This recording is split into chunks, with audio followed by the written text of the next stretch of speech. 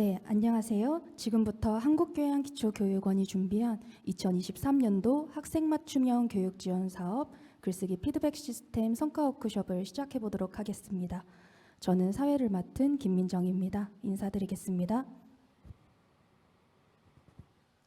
네, 바쁘신 일정에도 불구하고 이 자리에 참석해 주신 많은 분들께 진심으로 감사의 인사 전달해 드리겠습니다. 네, 오늘 진행하게 될 본행사에 대한 일정은 다음과 같습니다. 이번 글쓰기 피드백 시스템 사업의 연구 책임자이신 조선대학교 김미령 교수님의 환영사를 시작으로 글쓰기 의미와 필요성에 대한 의미를 다시 새겨보고 관련 우수교육 운영 사례 2가지를 소개해드린 다음 폐회사로 마무리해보도록 하겠습니다. 오늘 성과 워크숍이 성공적으로 개최될 수 있도록 자리해주신 김미령 교수님, 박준범 교수님, 그리고 김은정 교수님께 다시 한번 진심으로 감사의 인사 전달해 드리겠습니다. 네, 그리고 현재 줌으로 참석하고 계신 교수님들께서는 발표 자료 내용 중 궁금한 점이 있으시다면 채팅창에 자유롭게 공유해 주시기 바랍니다. 올려주신 질문들은 교기원 사무국에서 취합하여 차후 교기원 홈페이지나 메일로 답변 드릴 예정입니다. 네, 그럼 먼저 이번 사업 연구 책임자이신 조선대학교 김미령 교수님 모시고 환영사 진행해 보도록 하겠습니다. 큰 박수로 환영해 주시기 바랍니다. 안녕하세요. 조선대 김미령 교수입니다. 바쁘신 와중에도 불구하고 시간 내어서 오늘 이 워크숍에 참석해 주신 여러분들에게 먼저 감사 인사 올립니다. 돌아보니 올 한 해도 참 다사다난했습니다. 우리 사회 이슈들을 돌이켜보니 몇 가지가 떠오릅니다. 그중 하나가 심심한 사과로 논란이 된 문해력 문제인데요. 작년입니다. 웹툰 작가 사인회를 준비하던 한 카페가 행사 일정 지연 사과문을 올렸는데 심심한 사과 말씀을 드린다는 문장에 심심하다라는 말을 무료하고 따분하다로 잘못 이해해서 논란이 되었죠. 한 교수자가 과제방에 올린 금일이라는 단어도 학생들이 금요일로 잘못 이해해 문제가 되었습니다. 과제 제출에 차질이 생기자 한 학생이 학생을 평가하는 위치에 있으시면서 오해의 소지가 있는 단어를 사용하면 되겠느냐는 불만의 글을 올렸습니다. 지난 5월 부처님 오신 날에는 언론이 노출했던 사흘 연휴의 사흘을 3일이 아닌 4일로 잘못 인식해 이슈가 되기도 했습니다. 이 문해력의 문제는 단순한 어휘력 문제를 벗어나 신세대와 구세대의 세대론적 갈등 논란으로까지 이어지는 모양새입니다. 중요한 점은 심심한 사과 등 운운했던 사건들의 논란의 핵심이 어휘력의 문제가 아니라는 점입니다. 텍스트를 읽고 단순히 이해하는 수동적인 읽기가 아니라 주어진 텍스트를 비판적으로 읽고 쓸 줄 아는 역량, 즉 의사소통 능력이 떨어지고 있다는 점. 게다가 이 문제가 비단 청소년만의 문제는 아니라는 사실입니다. 또 하나의 이슈로 작년 11월 30일 서막을 올린 인공지능 기술 챗 GPT를 들 수 있겠습니다. 챗 GPT는 놀랍고도 고도화된 능력으로 올 한 해 대학가를 후끈 달아오르게 했는데요. 네이버나 다음 등의 단순 검색 기능과는 차원이 달랐습니다. 우선 인간과 상호 소통하듯 자연스럽게 대화를 이어나가며 원하는 정보를 찾아줍니다. 게다가 그 정보들은 엄청난 데이터를 딥러닝한 결과물로 한 편의 글을 빠른 시간에 뚝딱 만들어냅니다. 소설 창작도 어렵지 않습니다. 테슬라 CEO인 일론 머스크도 챗 GPT가 무섭게 좋다라며 위험할 정도로 강력한 AI라고 트윗을 했지요. 물론 챗 GPT가 가지고 있는 한계, 즉 거짓된 정보를 그럴듯하게 답변하는 할루시네이션 문제, 검증이 필요한 경우라 할지라도 결과값의 원 출처를 밝히지 않는 문제, 그로 인한 대필, 표절 등의 문제는 우려를 갖게 합니다. 그러나 이 인공지능 개발은 당분간 지속될 전망이며 기능 또한 더욱 고도화되고 지능화될 것이라는 점입니다. 그렇다면 문해력이 논란이 되고 있는 요즘 Z세대들의 특징과 고도화된 글쓰기 능력을 탑재한 인공지능의 만남. 이 두 변수가 공존하면서 무섭게 변하고 있는 교육의 현장 이 지점에서 우리는 무엇을 어떻게 가르쳐야 할 것인가 고민하게 합니다. 이 연결선상으로서 오늘 우리의 워크숍이 좀 더 의미가 있을 것이라는 생각이 듭니다. 시대와 학습자의 특성이 달라지고 있습니다. 기존에는 읽기 쓰기 능력들이 중요했던 것에서 이제는 듣기, 보기 중심의 문화로 바뀌고 있습니다. 교육 현장의 생태계가 변하고 있는 것입니다. 그러나 아이러니하게도 이 변화의 환경에서 오히려 요구되고 있는 것은 읽기, 쓰기 능력을 중심으로 한 의사소통 역량이라는 점입니다. 듣기, 보기에 익숙해지는, 그래서 편향된 학습자들에게 주체적인 사고, 균형 잡힌 시각을 통한 소통 능력은 세상을 살아가는 기본이자 무엇보다 현대 사회의 중요한 필수 역량이기 때문입니다. 오늘 이 워크숍은 비가역적인 국면으로 접어든 디지털 AI 시대의 교육 현장에서 어떻게 하면 보다 체계적이고 효율적인 의사소통 능력을 키울 수 있을 것인가의 대안으로 모색되었던 글쓰기 시스템 피드백 보도와 연구에 대한 그동안의 성과 보고의 자리입니다. 지난 6월에 시작한 본 연구의 목적은 급변하는 시대와 환경의 변화에 따른 대학 교양 교육 과정의 읽기 쓰기 교육 강화에 대한 필요성 인식에 따른 것으로 읽기 쓰기 능력 향상을 위한 맞춤형 글쓰기 온라인 피드백 시스템 개발이 목표였습니다. 7개월여 기간 동안 이루어 놓은 성과 보고에 애정을 가지고 귀 기울여 주시면 감사하겠습니다. 마지막으로 글쓰기 피드백 시스템을 개발할 수 있도록 지원해 주시고 지지해 주신 한국교양기초교육원 이보경 원장님, 정경혜 사무부장님께 또 이번 연구에 열정을 가지고 헌신해 주신 우리 연구원 교수님들 한 분 한 분께도 모두 진심으로 감사의 말씀을 드립니다. 감사합니다. 네, 말씀 감사합니다. 한국교양기초교육원이 주관하는 글쓰기 피드백 시스템 성과 워크숍에 참석해 주시는 모든 분들께 감사의 인사 전달해 주셨습니다. 네, 이제 본격적으로 사업 내용과 관련된 첫 번째 발표 진행해 보도록 하겠습니다. 네, 발표하기 앞서 교수님들께서는 궁금한 점을 채팅창에 올려주시면 차후 답변해 드릴 예정이니 많은 참여 부탁드리겠습니다. 네, 그럼 경남대학교 박준범 교수님 모시고 첫 번째 발표 시작하도록 하겠습니다. 발표 주제는 글쓰기 의미와 필요성 및 글쓰기 피드백 시스템 운영 사례입니다. 큰 박수로 맞이해 주시기 바랍니다. 경남대학교 박준범이라고 합니다. 만나뵈서 반갑습니다.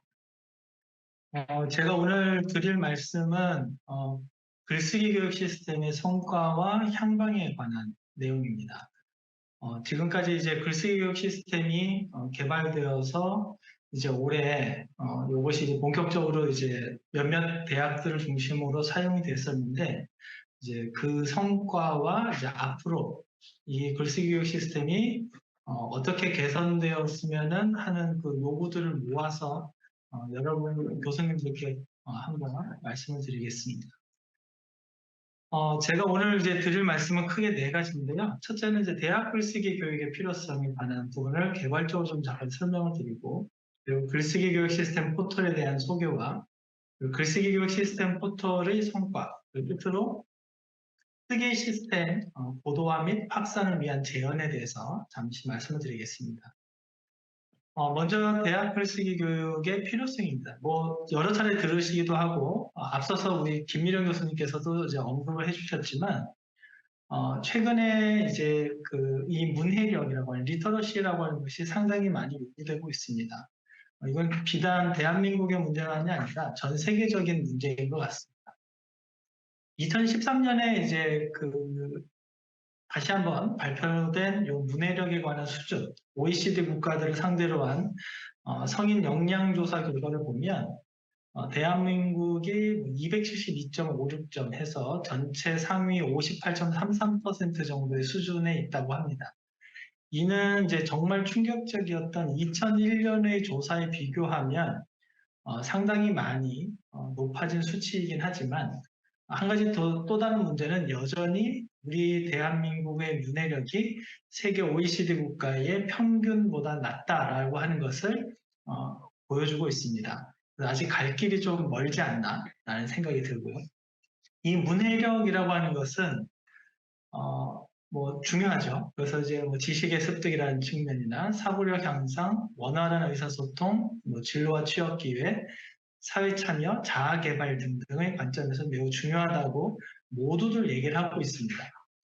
우리 이제 대학 글쓰기와 좀 연결해서 특히 전문대학 글쓰기와 연결해서 좀 본다면 특히 문해력과 학습에 높은 상관관계가 있다는 점, 뭐 이거는 우리가 충분히 예상할 수 있는 부분이고요.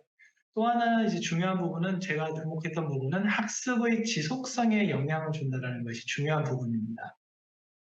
이 학습의 지속성은 지금 이제 초중고등학교를 거쳐서 대학에 오고 또 대학에서 취업을 위해서 또 학습을 해야 되잖아요. 새로운 또 어떤 뭐 전공도 있지만 또 다른 어떤 것을 준비하기도 하고 또 졸업을 하고 나가면 내가 일하는 곳에서 현장에서의 또 학습이 필요한 것들이 있고 또 다른 방면에서 보면 성인 학습이라고 그래서 우리가 계속 지속적으로 살아가면서 죽을 때까지 어쩌면 학습을 해야 되는 그 학습 지속성에 상당한 영향을 주는 것이 바로 문해력이라고 이야기를 하고 있습니다.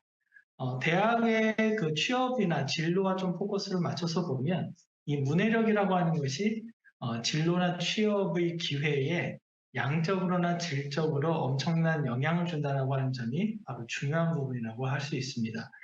그러한 부분들은 이미 2021년에 방영했던 EBS의 당신의 문해력과 같은 프로그램에서도 지적을 하고 있고 이 부분과 관련해서 심도 깊은 이야기들을 나누고 있습니다. 그럼 이 문해력을 이제 우리가 어떻게 키워야 될 것인가에 대한 논의들이 많은데, 말 그대로 이제 가장 기반이 되는 부분은 역시 의사소통 교육입니다. 우리가 흔히 말하는 의사소통 교육이라고 하는 것은 듣기, 말하기, 읽기, 쓰기 교육을 아우르는 개념을 의사소통 교육이라고 하는데, 이 의사소통 교육이 바로 이 문해력을 키우는 데 상당히 중요한 기본 베이스의 역할을 하고요. 또 하나 중요한 것은 이 네 가지의 영역들이 개별적으로 이루어지는 것이 아니라 항상 같이 하나로 이루어진 연계가 되어서 통합적으로 일어난다는 점이죠. 바로 소통이라고 하는 부분들이 중요합니다. 그래서 이것을 어떻게 우리가 대학 수업에 끌고 들어와서 이야기할 것인가, 그래서 아이들에게 어떻게 이것을 가르칠 것인가는 지난 10년, 20년 전부터 굉장히 중요하게 다루었던 내용들입니다. 그래서 흔히 이야기하는 읽기, 토론, 쓰기의 연계 또는 통합교육과 같은 경우들이 바로 이런 부분들을 대변해주고 있다고 생각을 합니다.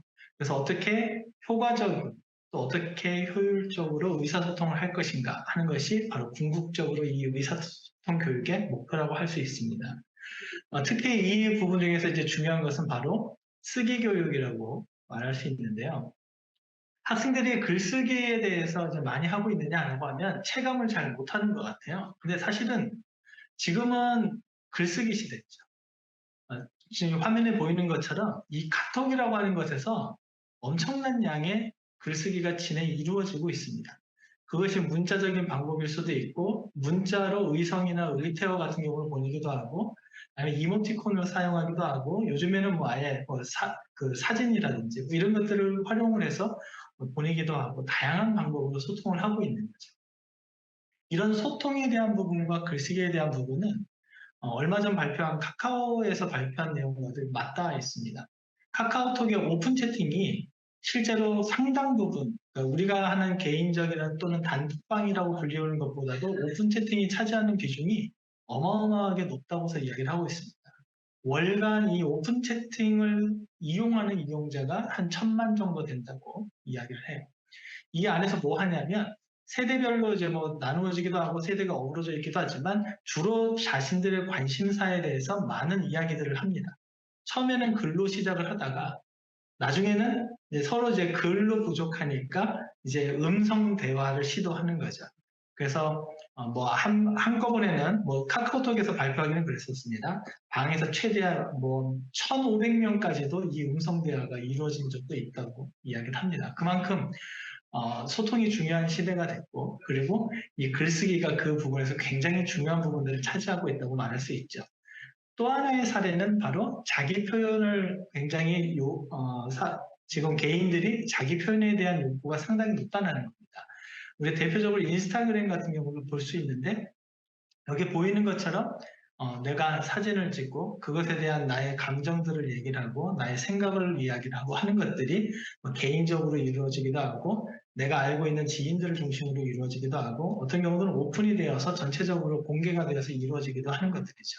이 안에도 어마어마한 글쓰기들이 이루어지고 있습니다.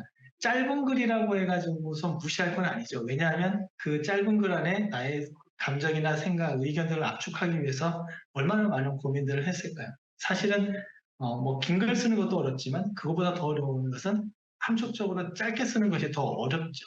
그래서 이물처럼 지금 글쓰기가 우리 세대, 그리고 우리의 시대, 그리고 젊은 세대라고 이야기를 하지만 40대, 50대, 심지어 뭐 60대, 70대도 이제는 이 글쓰기, 카톡이라든지 뭐 인스타그램, 페이스북 등등, 뭐 DM도 요즘에 굉장히 활성화되어 있죠. 이런 것들 등등에서 자유롭지 않다, 글쓰기에서 벗어나기 어렵다라고 하는 것을 보여주고 있습니다. 이런 것들 이제 착안해서 실제로 이제 이 글쓰기와 구별되는 것이 글쓰기 교육이거든요. 우리가 이제 글은 잘 쓰지만 어떻게 가르칠 것인가 중요한 문제입니다. 뭐 스포츠에는 이런 굉장히 유명한 이야기들이 있죠. 정말 훌륭한 세계적인 선수지만 이 선수가 코치의 역할을 맡았었을 때는 또 다른 모습인 거죠. 그래서 글을 잘 쓰는 사람이 잘 가르칠 수 있겠지만 그래도 이 가르친다는 것과 글을 잘 쓰는 것에서는 또 다른 고민의 지점들이 있을 겁니다. 그래서 그 글쓰기 교육이 굉장히 중요한데 특히 이제 제가 많이 들었던 전문대학에서의 니즈 요구에 있어서는 실제로 이것을 담당할 수 있는 전임 혹은 이제 뭐 전공자들을 좀 많은 요구들이 있었다는 이야기를 들었습니다. 그래서 이것을 조금 더 쉽게 접근하기 위해서 좀 시스템화해서 일종의 표준화 작업이죠. 표준화된 시스템으로 해서 학생들에게 제공할 수 있는 방안을 찾기 위해서 많은 모색을 했습니다. 그래서 지금도 대학 안에 LMS가 있긴 하지만 글쓰기 교육을 하기 위해서 완벽하지는 않죠. 그래서 글쓰기 교육을 위한 전용 LMS와 같은 것들이 필요하다라는 생각을 했고 그것이 또 교과 또는 비교과의 형태로도 어떻게든지 운영될 수 있도록 지원해 줄 필요가 있다라는 점. 그리고 수업도 수업이지만 또 하나 중요한 것은 교육과정이죠. 이 교육과정에 대한 부분들이 아마 상당한 부담인 것으로 제가 알고 있습니다. 그래서 이 교육과정에 대한 지원들도 필요하다라는 것 등등등 해서 이 시스템, 글쓰기 교육 시스템 포털을 만들어냈고요. 이 안에서 가장 핵심적인 것은 바로 온라인 평가와 피드백입니다.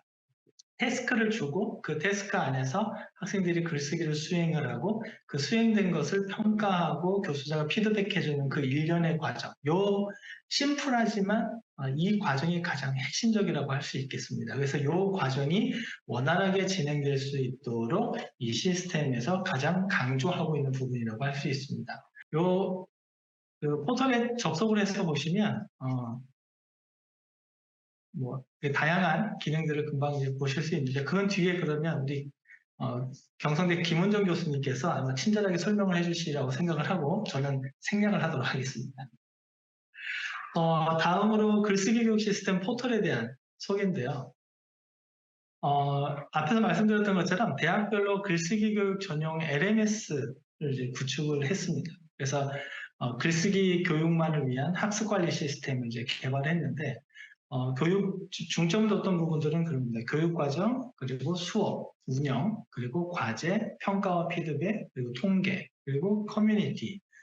이런 부분들을 이제 중점적으로 생각을 했고요. 그 중에서도 가장 핵심은 과제와 평가 피드백이 가장 핵심적이라고서 이야기를 할 수 있습니다. 하나씩 좀 설명을 드리면 최근 이제 대학에서 교과로도 되지만 비교과로도 글쓰기가 상당히 많이 중요하게 다루어지고 있는 걸로 알고 있습니다. 그래서 교과와 비교과에서 혹은 계절학기에서도 모두 다 강의가 개설되어서 이 프로그램에 접근해서 사용할 수 있도록 강의 개설의 그 선택사항들을 많이 넣어두었고요. 학교에서도 그거에 맞추어서 교과, 비교과 혹은 계절학기까지 구분해서 사용할 수 있도록 세팅을 해두었습니다. 그 다음에 또 하나 이제 중요한 것은 교육과정 지원이라고 했는데 이 교육과정에 관한 부분들에 대한 부담이 많은 것으로 알고 있어서 저희가 현재 이 글쓰기 전공자이면서 강의를 하고 계시는 교수님들 중심으로 해서 글쓰기의 원리라든지 그 다음 글쓰기 기초 그리고 자기소개서 그리고 문서 작성, 에세이, 보고서와 또는 설명서 같은 경우들을 이렇게 수업 커리큘럼들을 구성을 해서 제공을 하고 있습니다. 그래서 보통 6차시 분량 정도로 제공을 해서 여러 교수님들이 학교 상황에 따라서 모듈처럼 사용해서 그 기간에 맞춰서 세팅을 해서 쓸 수 있도록 제공을 하고 있고 지원을 하고 있습니다. 일종의 표준화라는 말이 좀 무겁긴 하지만 어느 정도 표준화된 교육과정을 바로 쓰실 수 있도록 어렵지 않게 쓰실 수 있도록 그 지원을 하고 있습니다. 그 다음에 또 이제 교과목 운영에 관한 부분인데요. 교수자가 과제를 내고 학생들이 수행을 하고 다시 교수자가 그에 대한 평가와 피드백을 하는 과정 안에 교수자의 강의가 필요하고 그 교수자가 필요하고 또 교수자가 강의하려면은 학교라고 하는 개념이 필요하고 그 위에 이제 시스템이라는 개념이 올라갈 텐데 강의라고 하는 개념에서부터 보면 그 앞에서 말씀드렸던 성격에 따라 강의를 개설하고 교육과정을 마련해서 넣을 수 있도록 해두었습니다. 그래서 강의가 개설이 되면 그 강의에 따라서 학습 관리가 되고 그다음 활동지라고 하는 것을 활용해서 차시별로 학생들에게 글쓰기 수업이 가능하도록 해두었고요. 그 다음에 학생들 관리를 할 수 있도록 해두었고 수강생에 대한 평가 정보가 가능하도록 해두었습니다.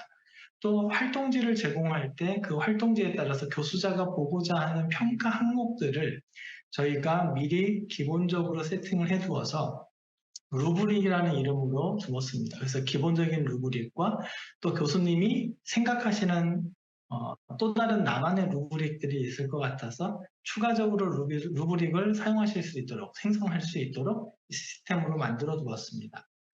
그리고 또 수업 외적으로도 학생들이 이런 수업의 정규 활동이 아니더라도 교수님께 내가 쓴 어떤 글들을 클리닉 받을 수 있도록 또 시스템으로 해뒀습니다.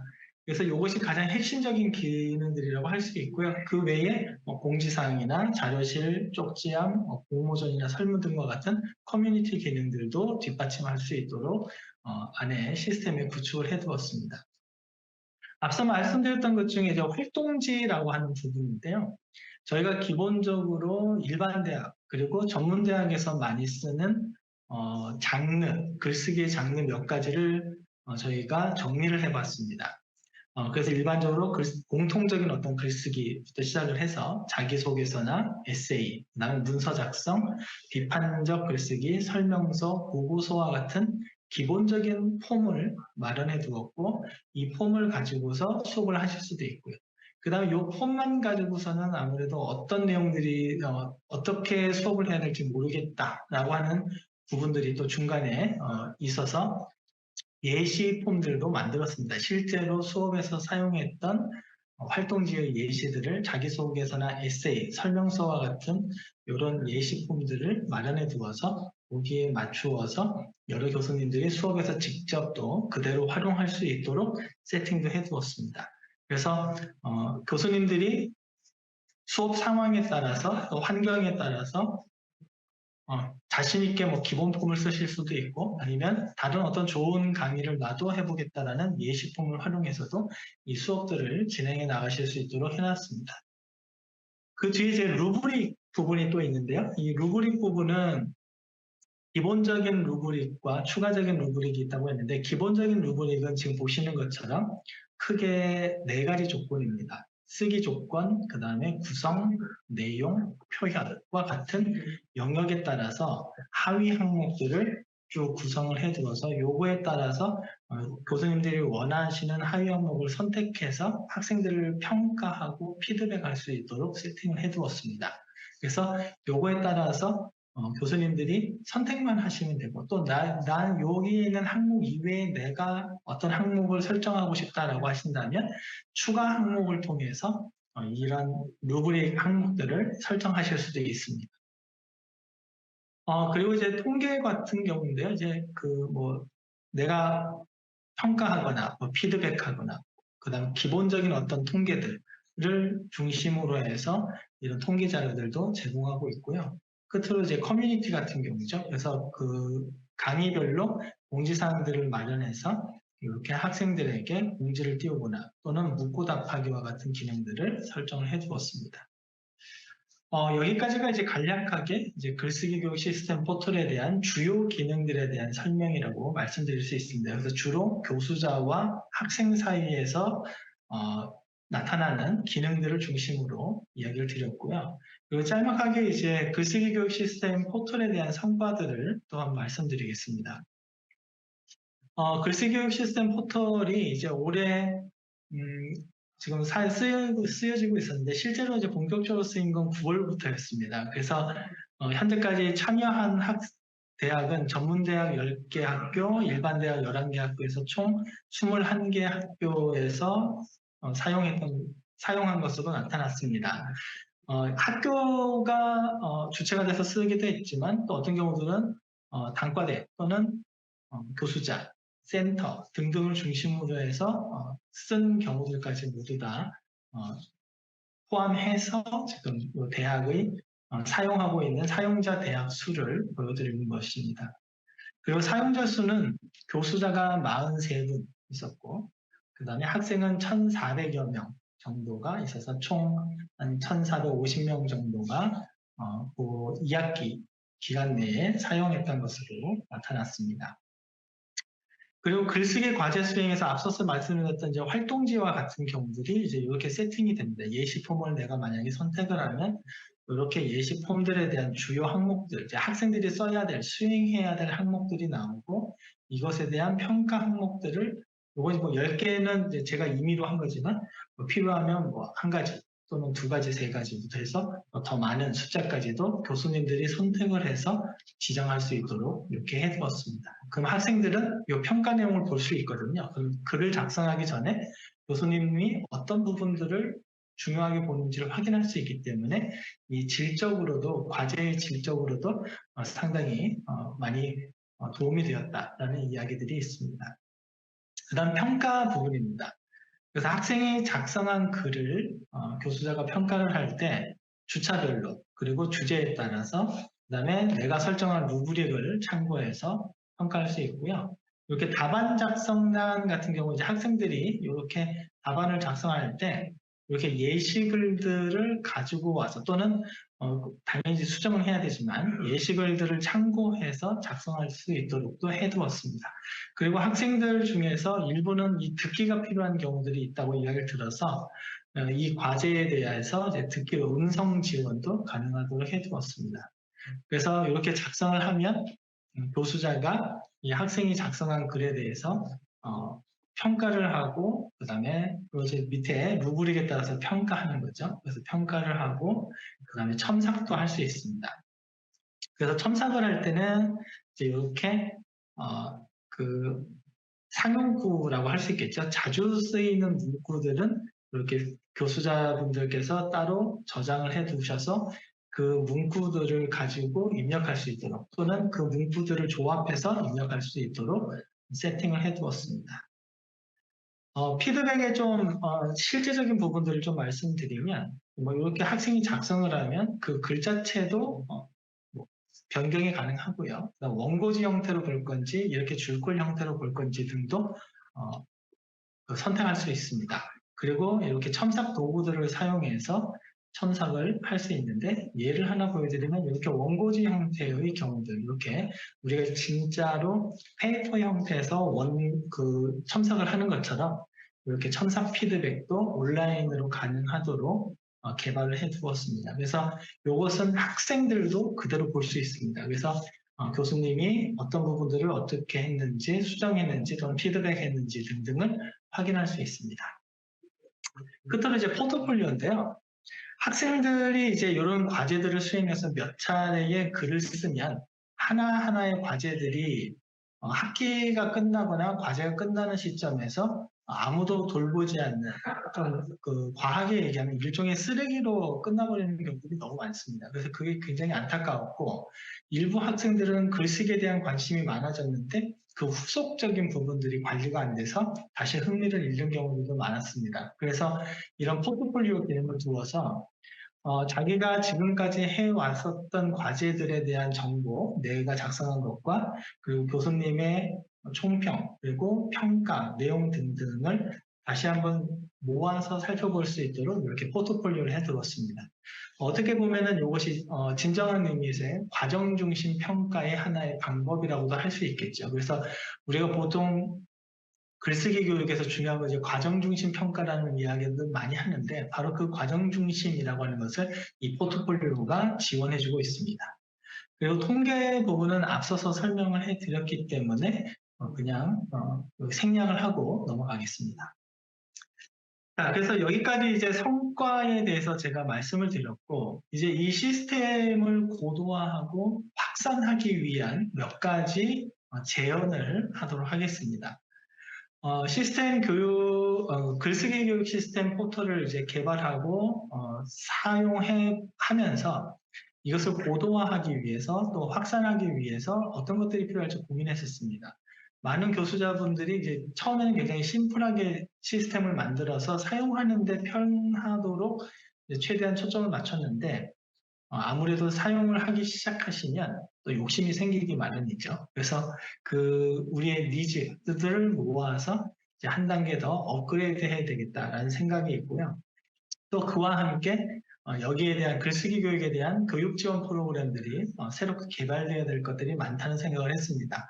그리고 개발자와 현장의 교류들이 좀 더 많이 이루어져야 될 것 같다는 것과 이것을 담당해야 될 전문 인력, 그리고 전담 인력들이 필요하다는 것도 저희가 정리를 좀 해봤습니다. 그래서 첫 번째 시스템 업그레이드 같은 경우에는 사용자 중심의 UI나 UX 보완이 좀 필요합니다. 아까 이제 제가 보여드리려다 못 보여드렸는데 메인 화면에 접속을 해서 로그인을 하고 강의실에 입장을 하시면 강의실 입장에 바로 강의 목록이 뜨도록 해두었습니다. 그러니까 한 두 번, 로그인까지 포함하면 3번 있는데 한 2번 내지 3번 만에 강의실로 바로 들어갈 수 있도록 UI 같은 경우에 상당히 신경을 많이 썼거든요. 그래서 여러 교수님들이 접근할 수 있는 접근의 편의성에 상당히 많이 두었는데 그걸 좀 더 이제 보완하고 또 새로운 기능들을 개발하고자 합니다. 그리고 지금도 바로가기처럼 쓸 수는 있지만 이 전용 앱을 또 개발한 필요성에 대해서도 많이 이야기들이 있었고 저 또한 공감하고 있어서 앱에 대한 부분들도 개발하면 좋지 않을까 생각을 합니다. 그 외 수업이나 학생 관리 기능들 그리고 교육과정 설정에 대한 부분 교육 콘텐츠 팩이라고 하는 부분 이거 뒤에서 다시 다 설명할 거라서 제가 간단하게 하고 넘어가겠습니다. 그리고 과제 수행과 평가, 피드백 기능의 고도화 그리고 다양한 통계 기능의 고도화 등등도 시스템 업그레이드에서 같이 이루어지면 좋을 것 같다는 생각이 듭니다. 그래서 교수자분들이 필요한 내용들도 통계적으로 얻을 수 있고 또 학교에서 필요한 것들도 상당히 많죠. 그래서 그런 것들도 바로바로 통계 자료로 얻을 수 있도록 시스템을 좀 더 고도화할 필요가 있다고 생각을 합니다. 두 번째는 교육 지원 프로그램 이제 개발인데요. 일단 앞에서 얘기했던 그 교육 과정이 저희가 표준화된 교육 과정을 제공해드리고 있지만 이걸 시스템에 그대로 녹여들어서 아예 하나의 팩으로 만들어서 여러 팩들을 교수자들께서 선택을 하시면 그것이 그대로 교육 과정으로 구현이 될 수 있도록 다양한 교육 과정 콘텐츠 팩을 활용할 수 있는 시스템을 개발하고자 합니다. 그러면서 그거와 동시에 또 앞에서 보여드렸던 글쓰기의 원리 또는 보고서 또는 자기소개서와 같은 팩 이외에도 또 다른 어떤 팩들을 장르에 따라서 더 개발을 해서 그런 것들을 더 선택의 폭을 넓혀드리면 좋지 않을까라는 생각을 해봅니다. 그리고 학생들이 원하는 또 교수자들도 원하는 멀티모던이라고 하는 글을 쓸 때 글만 쓰는 것이 아니라 이미지를 활용하거나 또는 어떤 영상을 활용하거나 음성 같은 경우들을 활용하거나 이런 것들을 활용할 수 있도록 좀 더 다양한 쓰기 도구들을 개발할 필요가 있다는 생각이 듭니다. 그리고 표절 검사 기능이라든지 이런 것들이 있으면 교수자에게 아무래도 좀 더 좋을 것 같다는 생각과 학생 스스로에게도 글쓰기 윤리를 교육시킬 때 굉장히 좋다고 생각을 합니다. 그리고 이제 모듈형 루브릭과 같은 경우 좀 더 정교한 루브릭들을 개발을 하려고 하고 그래서 인공지능을 지금 제가 많이 개발 단계에 있는 걸로 알고 있는데 인공지능과 연계한 자동 채점 기능이라든지 또는 생성형 인공지능을 활용한 초고 쓰기와 피드백 지원 기능이라든지 이런 것들을 접목해서 말 그대로 버전 2.0을 만들면 어떨까 하는 생각을 해봅니다. 그 외에 이제 커뮤니티를 통한 글쓰기 공모전 같은 경우도 좋은 방안이라고 생각을 합니다. 그리고 개발자와 현장의 교류를 확대하기 위해서 당연히 대학의 이제 뭐 연수라든지 그다음에 시스템과 관련된 니즈들을 많이 뭐 경청을 한다든지 등등을 통해서 시스템을 계속 지속적으로 유지 관리할 필요가 있고요. 그리고 찾아가는 뭐 글쓰기 교육 시스템 포털 연수 프로그램 같은 경우도 있으면 매우 좋다고 생각을 합니다. 물론 이거와 관련된 다양한 지원들이 또 있어야 될 것 같고, 그 외에 오늘과 같은 이제 워크숍과 같은 연수 모임 이런 것들이 정기적으로 운영이 되면 좋겠다는 생각을 해봅니다. 그리고 끝으로 이제 전문 또는 전담 인력들의 배정이 필요합니다. 그래서 시스템 개발이나 기술적인 문제에 대한 인력, 그리고 교육 지원 프로그램 개발을 위한 인력, 그리고 대학별 연수 프로그램 운영을 위한 인력, 그리고 이거 뒷받침하기 위한 뭐 행정 인력 등등등 해서 이런 것들도 이제 뒷받침돼 준다면 이 글쓰기 교육 시스템 포털이 훨씬 더 유용한 대학의 글쓰기 교육을 위한 학습 관리 시스템으로서 LMS로서 기능을 할 수 있지 않을까라는 생각을 해봅니다. 예, 제 발표는 여기까지입니다. 들어주셔서 감사합니다. 네, 말씀 감사합니다. 글쓰기 교육에 대한 필요성과 함께 앞으로 글쓰기 교육이 나아가야 할 방향까지 확인할 수 있었던 시간이었습니다. 수고해주신 박준범 교수님께 다시 한번 큰 박수 부탁드립니다. 네, 다음은 경성대학교 김은정 교수님 모시고 두 번째 발표 시작해 보도록 하겠습니다. 주제는 경성대학교 글쓰기 교육 운영 사례입니다. 큰 박수로 맞이해 주시기 바랍니다. 네, 안녕하세요. 경성대학교 김정입니다. 네, 앞에서 박준원 교수님께서 이 글쓰기 시스템에 대해서, 교육 시스템에 대해서 전반적으로 아주 자세하게 소개를 잘 해주셨는데, 저는 이것을 이번 학기에 직접 수업에 적용한 사례를 말씀드리고자 합니다. 첫 페이지에 이거 지금 저희 이번 학기에 학생들과 수업한 장면입니다. 네, 교수님 어떠세요? 지금 학생들이 사실 쉬는 시간처럼 보이지만 저희가 수업 중에 이렇게 그 피드백 시스템을 활용하고 있는 모습입니다. 조별로 모둠으로 앉아서 학생들이 이렇게 그 태블릿을 활용하는 학생도 있고 휴대폰이나 또는 뭐 옆에 메모지도 활용하면서 글을 쓰고 있는 모습인데요. 네, 오늘 이 사례에 대해서 말씀을 드리겠습니다. 목차는 이렇습니다. 피드백 시스템 사례를 말씀드리기 위해서는 우선 경성대학교 글쓰기와 관련된 사고화폐형 교과를 짧게 소개를 드리고 실제 적용한 사례를 말씀을 드리겠습니다. 경성대학교 사고화표현은 1, 2학기에 모든 학생들이 기초교양으로 필수로 2학점, 2시수로 그러니까 졸업하기 전에 총 4시수를 이수를 하게 되는데 저희가 뭐 모든 전공 학생들을 각 분반에 한 2개, 3개 학과 정도로 한 35명 정도 수업을 하고 있어서 쓰기, 읽기, 말하기, 듣기를 통섭적으로 이렇게 기르도록 하는 교과목입니다. 그런데 안타깝게도 쓰기만 있는 과목이 아니고요. 물론 읽기, 쓰기, 듣기, 말하기는 통합교육이지만 따로 이렇게 교육 시간을 많이 할애할 수 있는 게 아니고 거의 10주차 정도부터 본격적인 쓰기를 할 수 있습니다.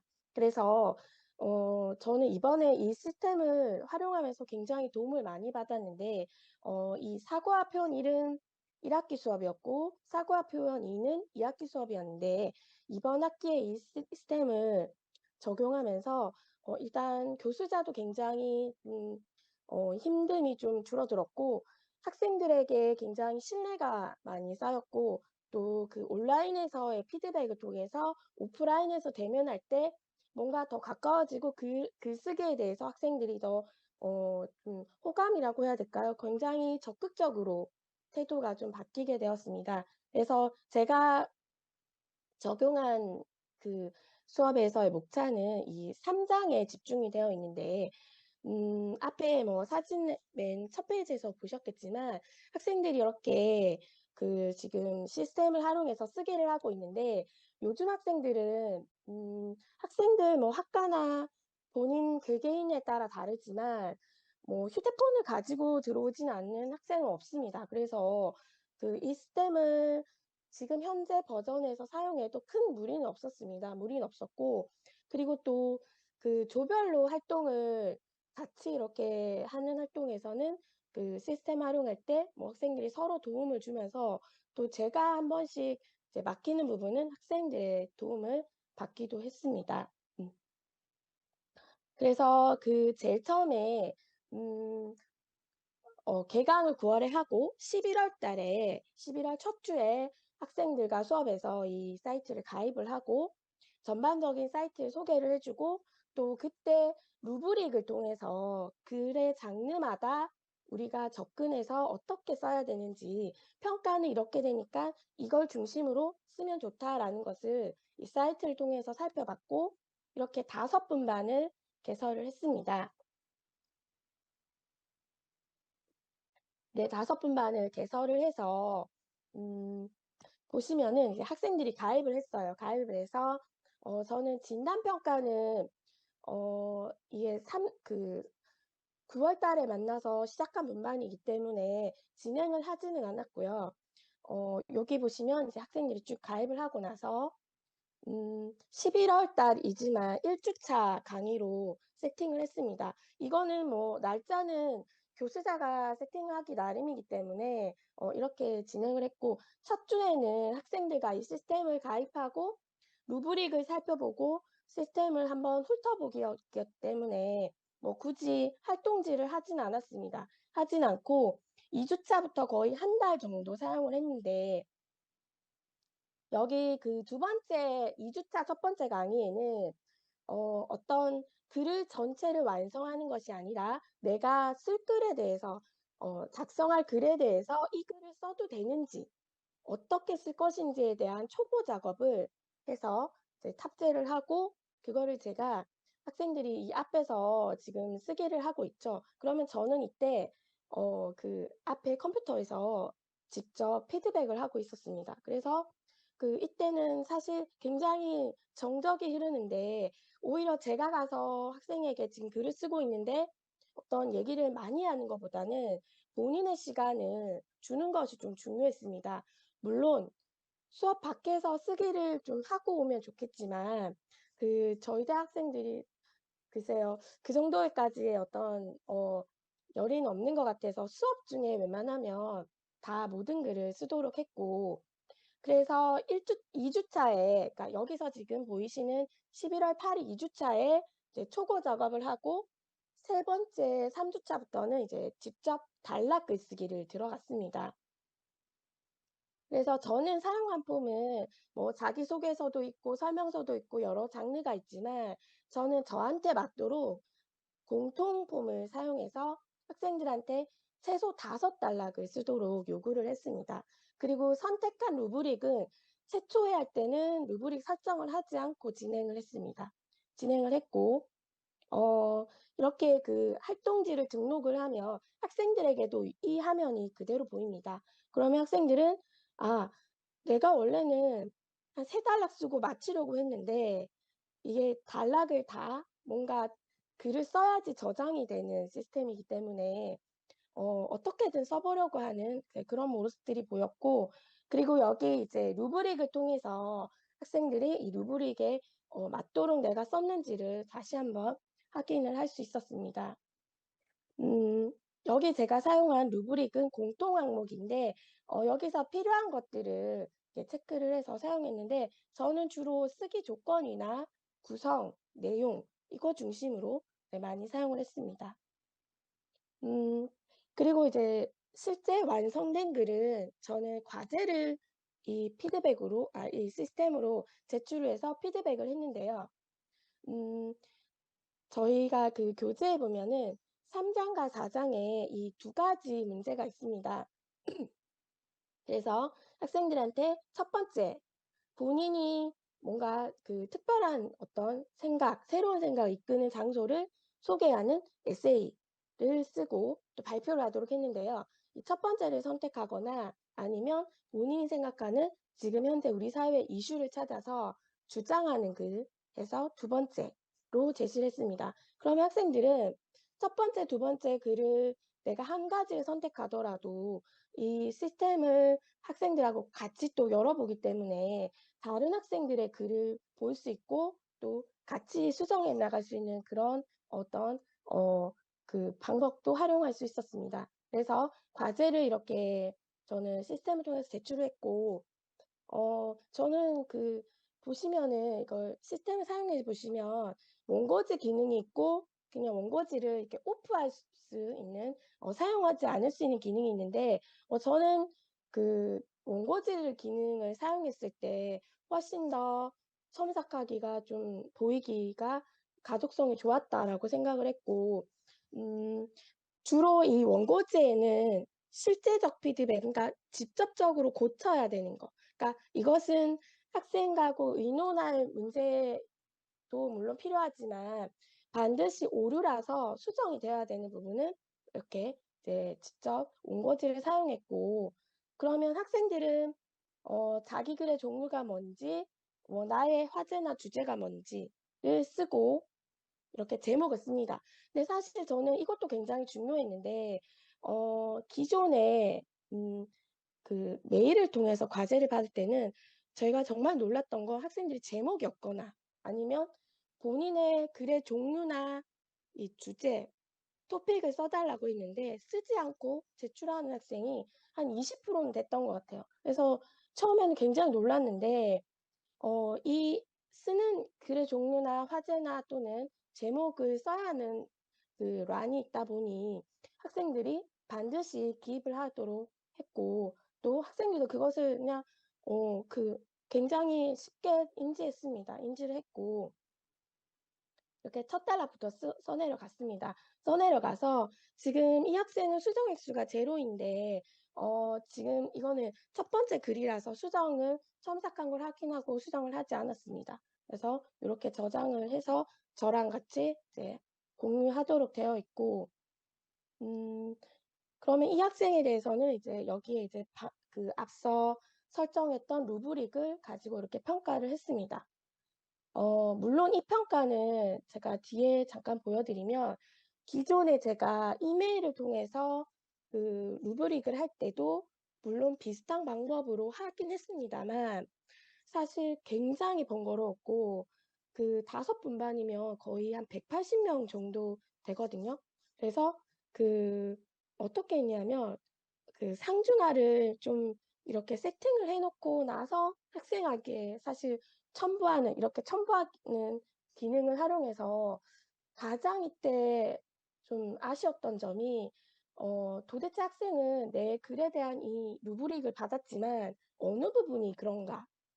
고쳐야 되는 거, 수정해야 되는 게 어딘가에 대해서 몇몇 학생은 다시 답장으로 물어오기도 했습니다. 그래서 이 피드백 시스템을 사용했더니 이렇게 직접적으로 어디에 수정이 돼야 되는지가 제가 굳이 말로 전달하거나 손으로 쓰지 않아도 확인할 수 있기 때문에 너무 좋았던 것 같습니다. 그리고 이제 간접적으로 뭔가 조언을 해야 되는 것은 저는 이 전체 총평 등록을 활용했습니다. 해서 뭐 "어떻게 하면 좋겠다."라는 제언으로 그러니까 조언의 형식으로 이제 제언을 했고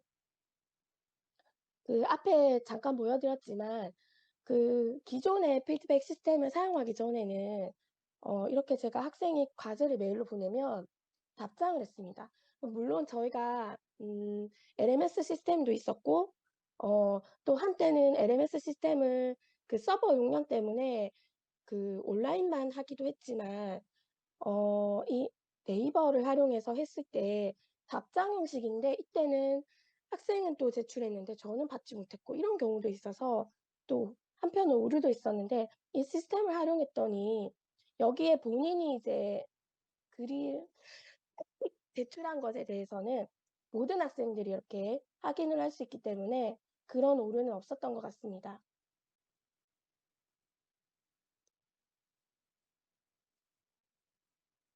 그리고 저는 또 이렇게 기존에는 패들렛을 활용하기도 했는데 잘 보시면 학생이 쓴 학생 그리고 동료 피드백을 이렇게 익명으로 달기도 했는데 그렇게 학생들이 성의를 보이지 않았고 또 이제 죄송합니다. 일회성으로 끝나는 네. 그래서 뭔가 어떤 글의 완성도가 떨어지고 그냥 그때 100분 수업에서 하고 다음 수업에서는 이어질 수 없었고, 그리고 또 이제 확인하기에 굉장히 가독성이 떨어지는 그런 불편함이 있었습니다. 그래서 제가 마지막으로 말씀을 드리는 거는 어 학생들의 이 생각보다 휴대폰이나 태블릿을 굉장히 편리하게 이용을 했고, 그리고 저는 이번 학기에 비교과에는 사용을 못 했지만 비교과에도 활용을 해야겠다라는 생각이 굉장히 많이 들었고, 그리고 저 또한 수업 중간중간에 학생들이 글을 쓸 때 피드백을 다 못하면 쉬는 시간에 이렇게 피드백을 할 수 있었고, 그리고 학생들이 했던 얘기예요. 본인의 글을 변화되어 가는 과정을 확인할 수 있어서 너무나 도움이 되었다고 합니다. 죄송합니다. 그리고 마지막으로 저는 앞에서 박주먹 교수님께서 굉장히 좋은 어떤 시스템에서 저희의 좋은 점들을 많이 말씀해 주셨는데, 저는 사용해 보니 실제로 학생들이 단락쓰기가 너무 안 됐는데 이 시스템에서는 이미 본인이 단락을 물론 좀 강제적이긴 하지만 이렇게 몇 단락을 써야 된다는 것을 교수자가 그 글에 맞도록 세팅을 할 수 있어서, 정말 안 되는 경우에는 그냥 어떤 뭐 마침표라도 써서 "저장만 해라."라고 단락을 그냥 이렇게 넘기기도 했지만, 그렇다면 그 학생은 과연 그다음 글을 쓸 때는 그 단락으로 끝나지 않을 것 같거든요. 그래서 단락 쓰기에 저는 진짜 도움을 많이 받았고, 중간 강의 평가를 할 때 학생들이 이 피드백 시스템에 대해서 그때는 이제 초반에 쓰는 경우이긴 했지만 이게 기대가 된다 또는 뭔가 활용을 했을 때 자기 글을 좀 확인할 수 있고 자신감을 얻을 수 있다라고 해서 좀 기대감을 표현을 했습니다. 그래서 기말에 어떤 강의 평가가 이 시스템에 대해서 어떤 얘기를 할지 모르겠지만 학생들이 굉장히 긍정적인 이야기로 네, 마무리를 했습니다. 네, 저는 여기까지 설명드리겠습니다. 감사합니다. 네, 말씀 감사합니다. 경성대학교에서 실질적으로 글쓰기 교육이 어떻게 이루어지고 있었는지에 대한 케이스를 공유해 주셨습니다. 다시 한번 큰 박수 부탁드립니다. 네, 마지막으로 김미령 교수님의 폐사로 마무리하도록 하겠습니다. 네, 감사합니다. 저희 연구팀에서 개발한 시스템의 특징은 글쓰기 교육, 활동, 그리고 피드백이 한 공간에서 이루어지는 원스톱형 글쓰기 교육 시스템이라는 점입니다. 사실 기존에 없는 시스템이라고 할 수 있는데요. 글쓰기 역량을 키울 수 있는 교육 노하우는 교수자마다 다양할 수 있습니다. 그중에 학습자들이 쉽게 다가갈 수 있는 방법으로 모범적인 좋은 글을 자주 보고 적용해 보는 것들, 그리고 또 글쓰기 능력을 향상시킬 수 있는 효율적인 방법, 바로 피드백들을 적용하는 건데요. 전문가의 피드백을 통해 학습자들은 비로소 자신의 글을 제대로 바라보고 인식할 수 있게 됩니다. 그런 연유에 글쓰기 능력이 향상될 수 있음을 우리가 발견할 수 있습니다. 그런데 교육 현장의 여건이 피드백은 사실은 시간이 많이 들고 교수자의 피드백 관점들도 주관적인 측면이라는 어떤 아쉬움들도 갖고 있습니다. 이런 점을 보완하고자 앞서 설명을 통해서 확인하실 수 있으셨겠지만, 이번 연구에서는 교육 현장에서 요구도가 높은 글쓰기 유형으로 자기소개서, 감상문, 보고서 등의 여러 편의 모범 샘플들을 탑재해 활용할 수 있도록 했고요. 피드백 항목들도 매뉴얼화하였습니다. 피드백 항목은 교수자가 학습자들의 능력과 교육 환경에 따라 피드백 항목들을 자유롭게 선택할 수 있도록 하기도 하였습니다. 어떻게 하면 글쓰기 능력을 향상시킬 수 있는 효율적인 시스템이 될 수 있을 것인지 고민하고 연구하면서 많이 논의하고 노력했는데 미비한 점도 있었습니다. 그래도 지난 학기 글쓰기 교육에 활용해 보면서 충분히 활용 가능한 의미 있는 시스템으로서의 기능들을 확인할 수 있었습니다. 내년 1학기에는 글쓰기 교육에 좀 더 최적화된 시스템을 제공할 수 있을 것 같습니다. 그러기 위해 연구팀 모두 더욱 힘을 모으겠습니다. 많은 지도 편달 부탁드립니다. 지금까지 경청해 주셔서 감사합니다. 이상입니다. 네, 감사합니다. 이것으로 2023년 학생 맞춤형 교육 지원 사업 글쓰기 피드백 시스템 성과 워크숍을 마무리하도록 하겠습니다. 네, 마지막까지 귀중한 시간 함께해 주신 교수님들께 다시 한번 감사의 인사 전달해 드리고요. 또 앞으로 한국교양기초교육원에서 진행하는 많은 사업에도 관심 부탁드립니다. 네, 감사합니다.